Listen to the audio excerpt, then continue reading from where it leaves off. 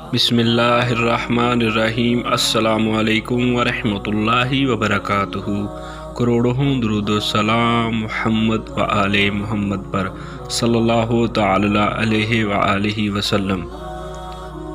आज की हदीस ख़ातमुन नबीन हज़रत मोहम्मद मुस्तफ़ा सल्लल्लाहु तआला अलैहि व आलिहि वसल्लम का इरशाद पाक है, 5 चीज़ों को 5 चीज़ों के आने से पहले गनीमत समझो और इनको दीन के कामों का ज़रिया बना लो। जवानी को बुढ़ापे से पहले गनीमत समझो और सेहत को बीमारी से पहले और मालदारी को अफलास से पहले और बेफिक्री को परेशानी से पहले और ज़िंदगी को मरने से पहले।